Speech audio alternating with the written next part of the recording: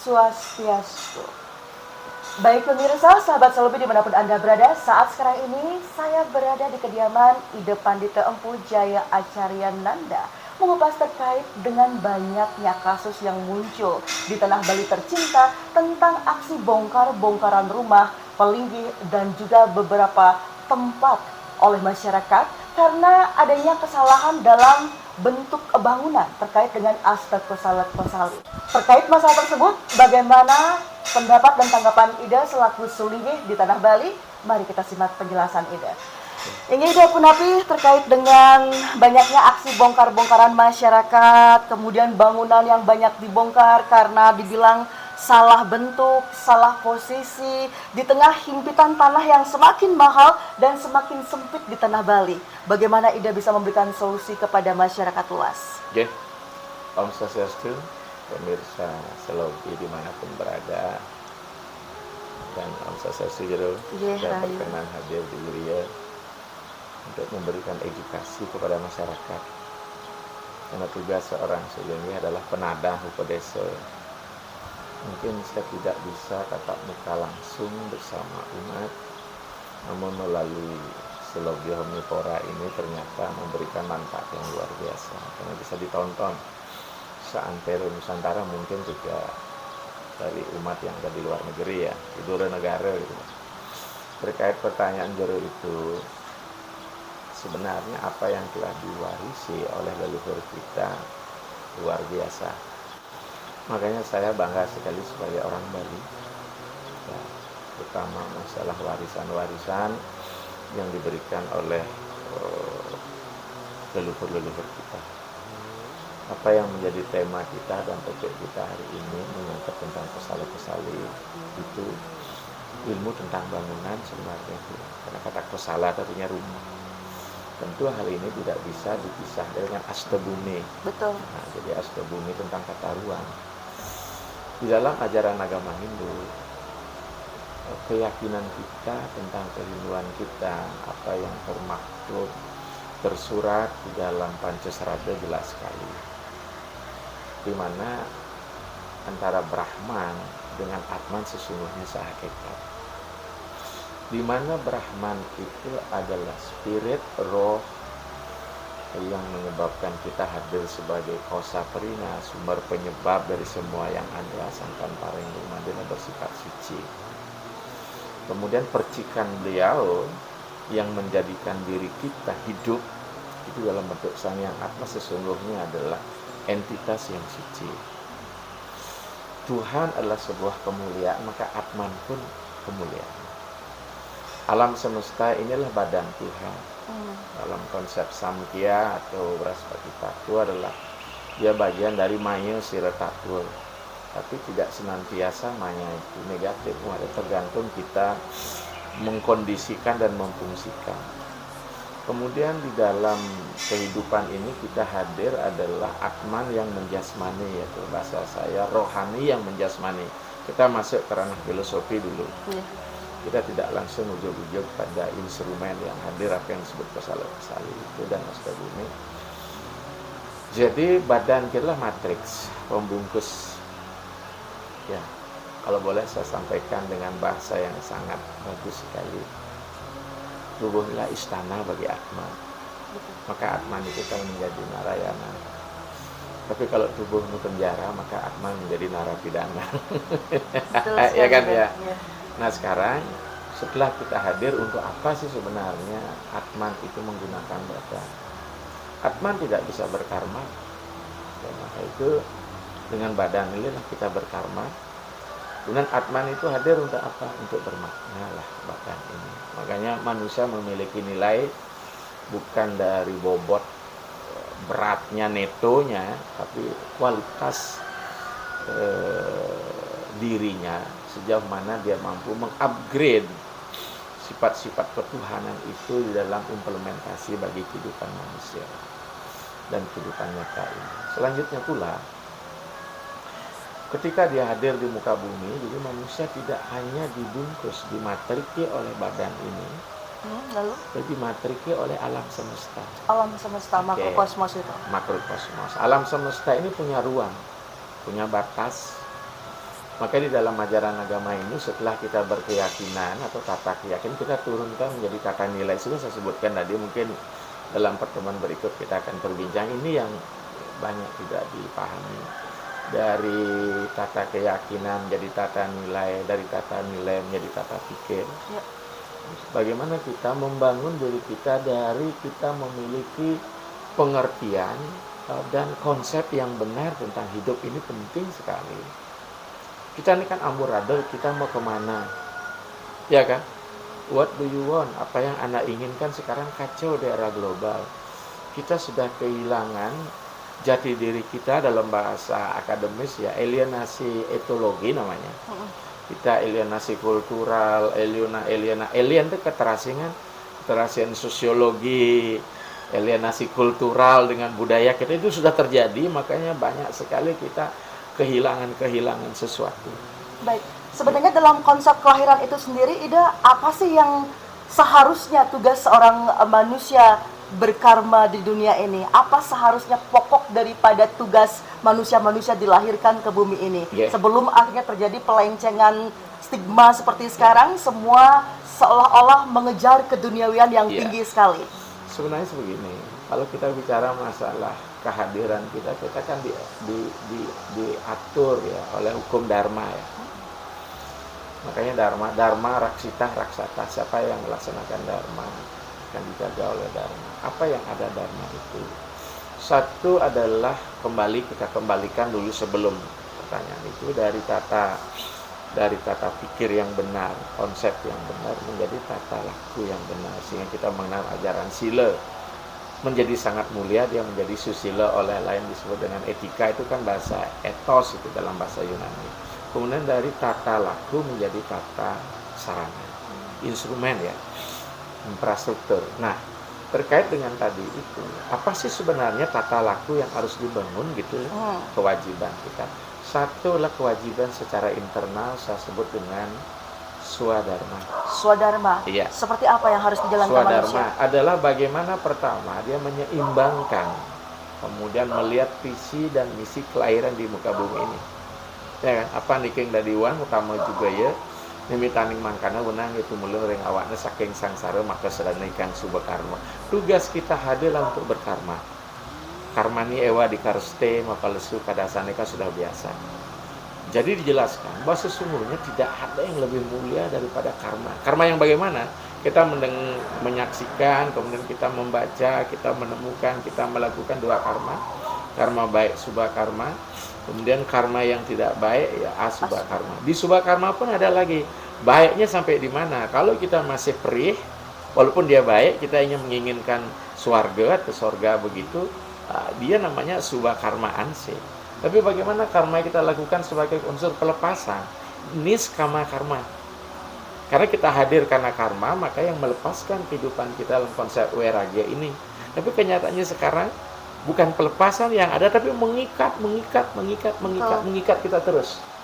Karena dijelaskan dalam konsep ya, di era global saat ini, jangankan ini banyak oknum dan sebagainya, dia kehilangan jati diri, kan dia ingin mengikat dirinya dengan kekayaannya, dengan segala bentuk, ya enggak? Akhirnya dia bingung untuk menentukan dirinya. Akhirnya dia lagi bukan jadi dirinya, tapi dia sendiri diikat oleh apa? Nafsu-nafsunya. Baik, ketika orang berkarma baik seharusnya di muka bumi ini, Ida, kemudian berkarma di bumi ini malah menambah banyak hal yang lebih buruk lagi. Apakah itu penambahan karma juga akan memperburuk kelahiran manusia pada zaman sekarang ini? Ya jelas, karena kan begini, sederhana saja. Sebenarnya dunia ini kan telah memberikan kecukupan bagi seluruh penghuninya.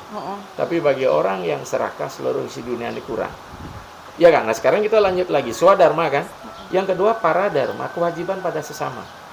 Secara sosial, yaitu nilai sebuah kemanusiaan terletak bagaimana dia mampu, ya gitu ya, berdaya guna, berhasil guna bagi masyarakat sekitar. Ini penting. Walaupun sesungguhnya kan banyak kita diposisikan menjadi objek bagi orang kan. Tapi kan paramarta ini, ya enggak? Yang ketiga adalah paramodharma.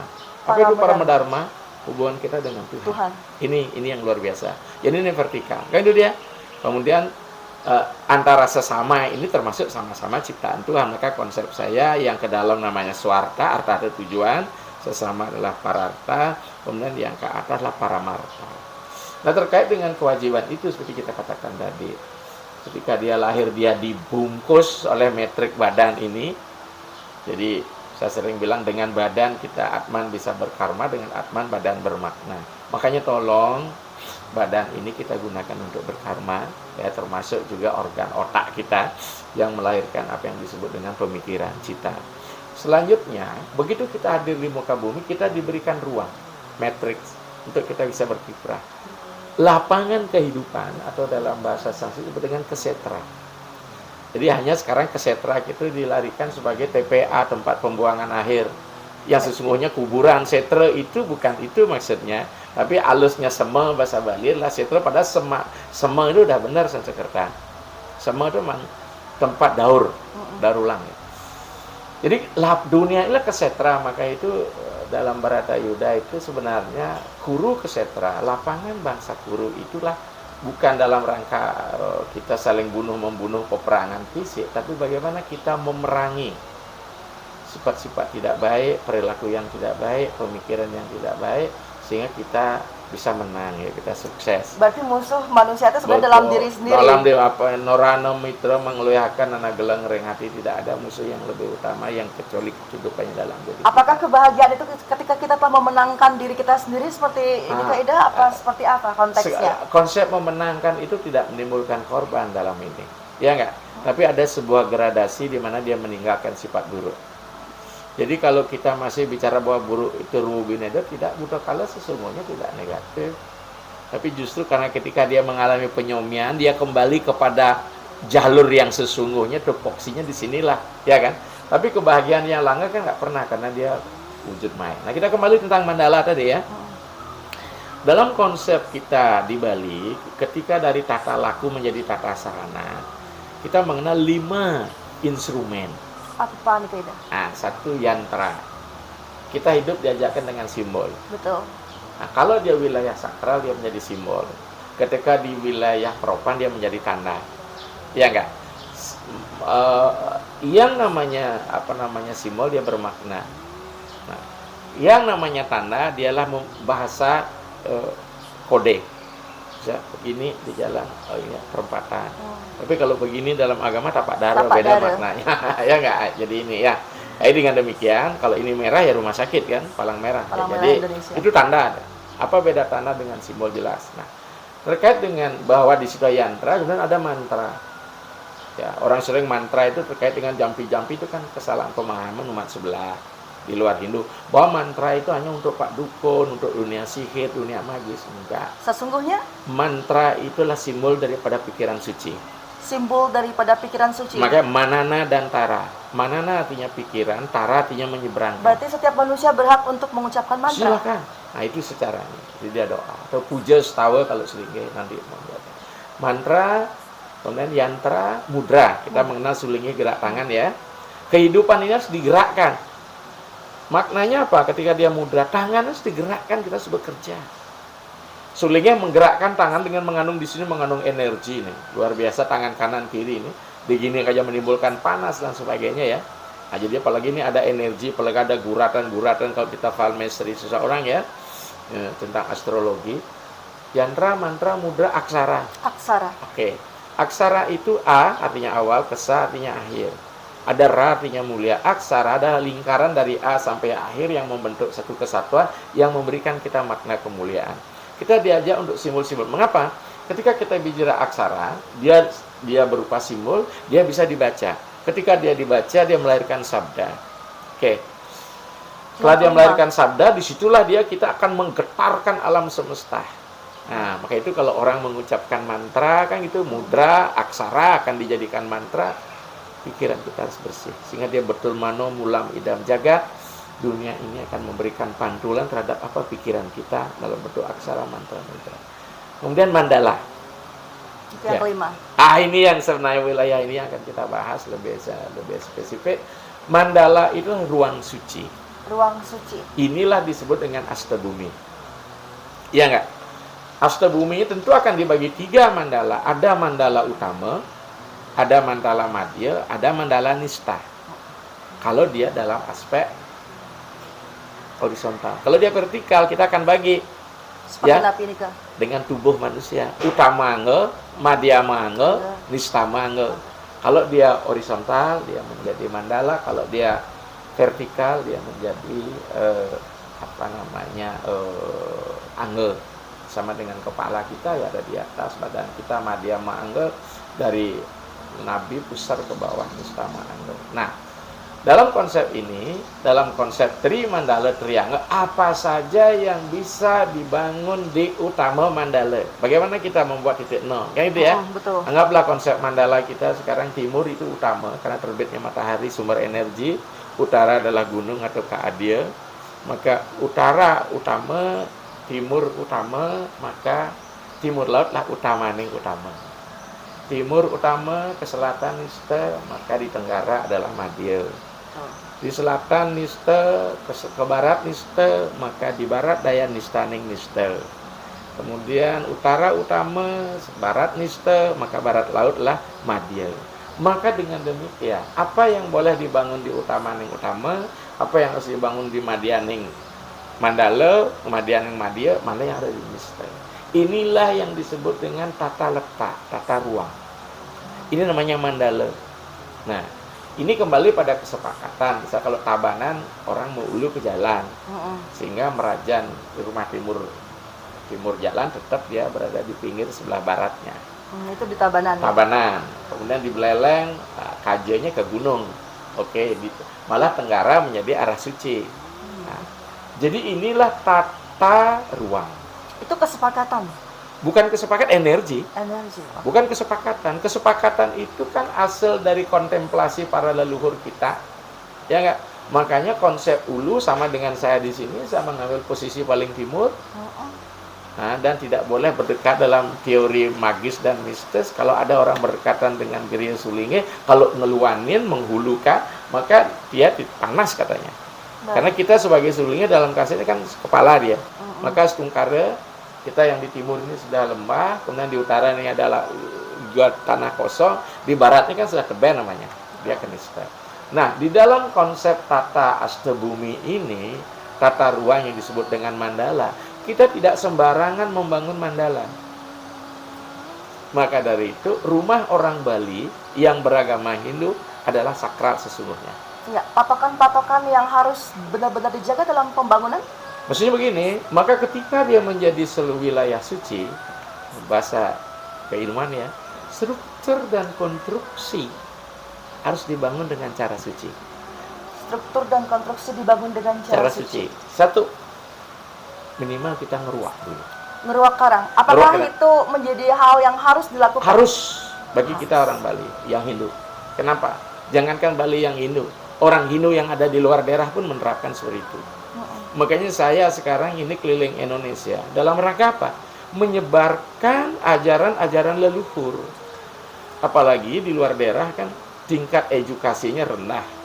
Kalau di Bali kita kan mayoritas oke lah. Di Bali pun yang mayoritas tidak menjadi jaminan bahwa kita tahu segalanya. Betul. Nah, saya selaku mungkin kalau usia Sulinge masih muda sebenarnya karena belum 70, 60, saya masih 58 sekarang. Itu menandakan saya punya arus, kalau bukan kita yang melestarikan siapa. Apalagi saya pemilik modal budaya aktif, artinya saya tidak hanya pasif menerima, tapi saya harus berkreasi. Nah, oleh sebab itu jadi harus ngeruak ini menjadi sangat penting. Kemudian mengubah status itu dari lahan misalnya tegalan, ladang dan sebagainya, sawah, untuk menjadi lahan perumahan. Itu harus pemakluman. Kalau dia tegalan, ya mohon ke Subah Abian. Kemudian kalau ke sawah, mohon ke Subah, ke Pura Bedugul, Pura Udon Sui, dan kemudian Pura Subah. Kemudian di situ ada tata cara ngerapuh pundukan. Jadi alih fungsi lahan. Iya.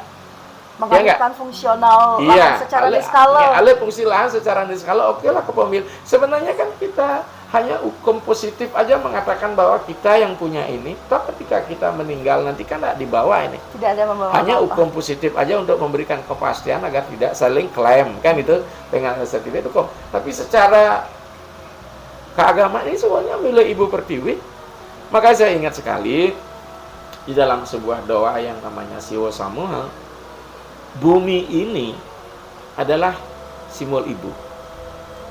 Ibu adalah tempat kita menyusui. selama kita berada di kandungan di rahimnya, kita mendapatkan asupan air amerta kehidupan dari tali plasenta ya. Kan itu sama ibu.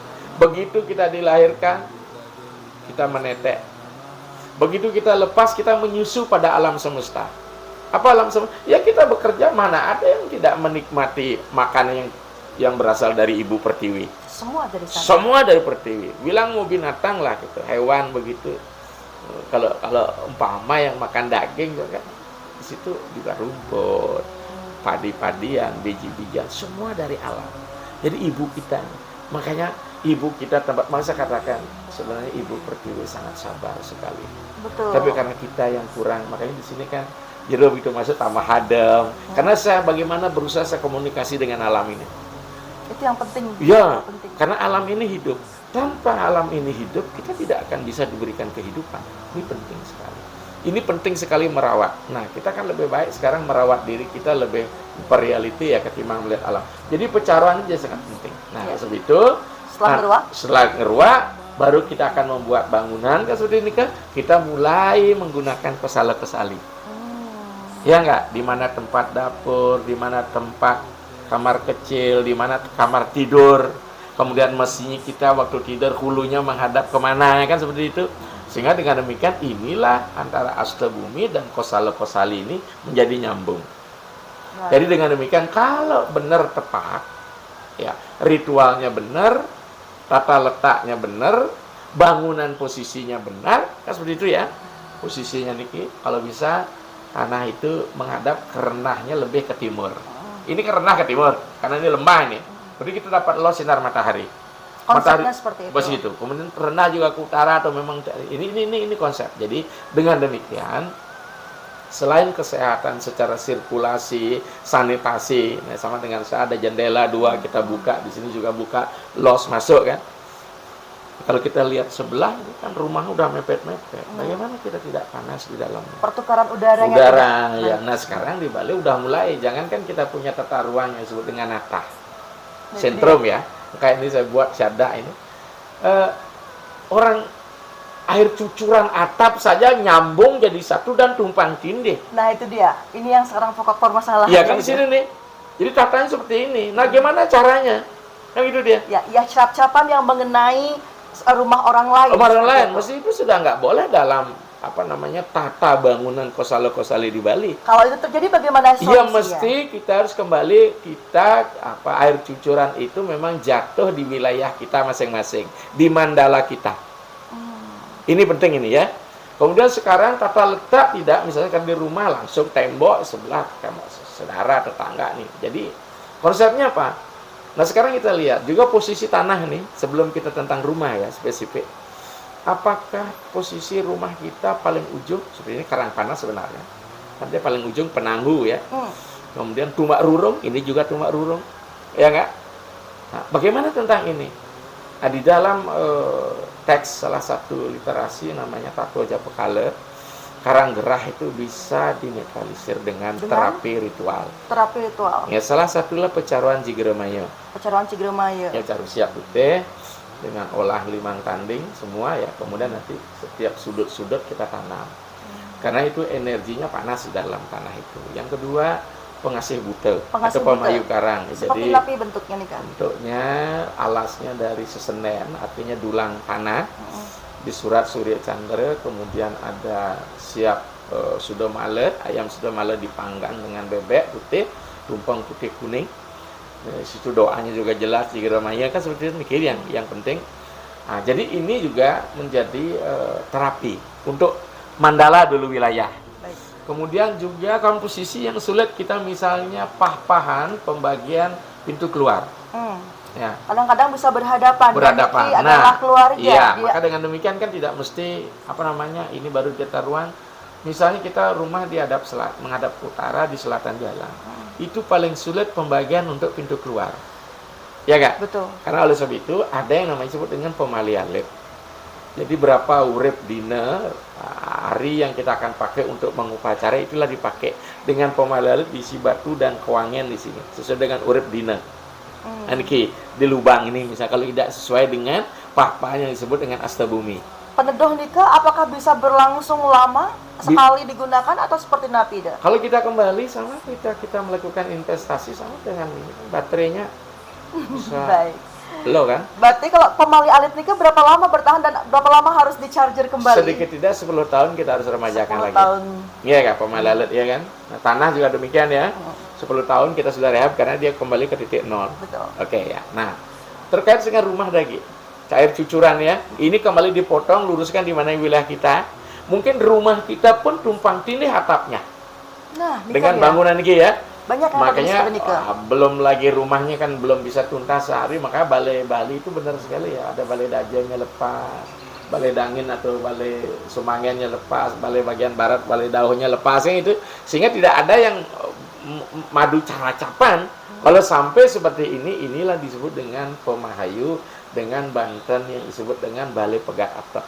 Balai pegat atap. Nggih. Berarti nikah untuk Ya, solusi ini. daripada Ya. yang cap-capannya Itu maju. acapan ya. Jadi ini dia. Ya jadi ini. Nah, kemudian juga kita tidak menutup kemungkinan dalam balai yang cacat ini kan namanya kayu, kita dapat dari Kalimantan, potongan tidak mengikuti ritual kan. Kalau Bali orang motong kan begitu potong hasil lagi dengan upekare ya. Betul. Ya isi dahan sedikit dimasukkan. Bisa saya terbalik. Nah itu kategori balai cacat. Itu harus menggunakan light tegas pada tugah atau pada sunduk. Kalau di bangunan Bali mungkin terbalik nih tiangnya ini atas jadi bawah ini. Dan pengalaman bukan hanya kita di Bali, saya beberapa lama di luar daerah, rumah itu akan suara tiap malam klepan, klepan, klepan. Kalau seperti nikah bagaimana solusinya untuk Itu mengatasinya? ada dengan apa yang disebut Pemahayu Dewa Tapel. Pemahayu Dewa Tapel. Seperti Ada apa Banten. nikah? Jadi menggunakan light purnama sade, ya niki inilah dirajah demikian rupa. Kemudian ada bantennya khusus. Jadi kita lakukan rehab, ya kan itu normalisasi terapi pada bangun misalnya sakto yang dipotong disambung ulang lagi, niki. Nah, jadi inilah kategori Mapahayu balai cacat. Jangan kan begitu. Ini kan saya juga baru. Saya rehab balai ini tidak saya rubah struktur kontrolnya, tinggal kuliti saja. Kita sambung dengan ini. Malamnya duduk jam-jam 11 malam, klepan, cek gitu seperti meroboh. Astungkara setelah saya rehabilitasi suaranya hilang. Hilang ya. Nah, itu biasa malam gitu dan sebagainya. Kadang-kadang juga kan bergetar. Kita tidak tahu sebenarnya bahan baku dari rumah ini. Dari tarun kan hidup ini. Dulunya sebelum kita gunakan dia hidup di hutan, mau di mana dia budidayakan. Disitulah Dewan Taru itu Banaspati. Kalau kita yakin, bukan kita dibawa ke tahayul semua sedikit-sedikit dibawa ke keyakinan. Ya iyalah. Kalau tubuh saja kita hidup, rumah kita hidup. Apalagi rumah yang kita tempati, maka kan ya mesti harus mulai ada pondasinya dalam bentuk mulang dasar kan begitu. Kemudian harus kita makuh, melaspas, pasupati itu sangat penting. Jadi dengan demikian, bagaimana dengan rumah-rumah sekarang yang di tipe-tipe kecil kayak sebelah deh? Nah, kan banyak masyarakat sekarang lebih memilih tipe yang setengah are, kemudian BTN karena tipe tanah yang 21 begitu rumahnya. ya. Mahal sekali harga tanah dan juga ketersediaannya terbatas. Bagaimana nih Keda? Seperti tadi, secara umum satu upopira tanahnya dulu. Ya enggak? Selain juga pengeruak, nanti kalau sudah bangunan terampung kita buat, sebelum itu kita mesti harus digeramaya. Baik. Kalau seumpama dia langsung jadi atau BTN jadi seperti itu, bagaimana mensiasatinya? Tetap tanahnya diupekara dulu. Oh, pada saat melaspas juga harus ada ritual ngeruak karang dulu. Karena masalahnya rumah itu kan kalau belum diupacarakan belum rumah, itu kan tumpukan batu. Iya enggak? Sama dengan kondisi kita lihat pelinggih di kapal. Kalau pelinggih di kapal kan ditumpuk begitu saja, nggak ada ngeraranin, nggak buat membuat masalah itu, karena dia memang belum diapa-apain. Taksu dan energinya belum ada. Dia benda mati itu. Baik. Jadi itu ya. Jadi inilah tentang Astabumi dan Pesala-Pesali. Mungkin banyak hal dan saya sering banyak itu. Kadang-kadang juga tidak bisa kita jelaskan lewat WA. Kalau memang Anda dekat, mari kita janji ke gereja, saya edukasi Anda. Saya bilang ya, gitu. langsung dikonsultasikan kepada ide seperti itu terkait dengan kelemahan atau keberbahan yang ada di Toko sama dengan di sini luar biasa tengahnya nih. Ini lemah pangkung Masa Bali. Penghuniannya banyak banget nih kalau kita berpikir ya. Tapi karena memang Aceh, saya bilang, kenapa Aceh itu ya? Jangan kan urusan alam semesta. Di agama kita minahkan roh dengan upacara aja bisa ngulapin, itu sama minahkan roh tuh. Itu hebat dulu. Ya, karena pengalaman saya 10 tahun kemarin kan saya sempat menengok likuifaksi di Sulawesi Tengah. Pasca itu mungkin sebulan. Mohon maaf ya, tidak ada maksud membandingkan. Belum mampu keyakinan mengangkat yang kita bisa ulapin. Luar biasa.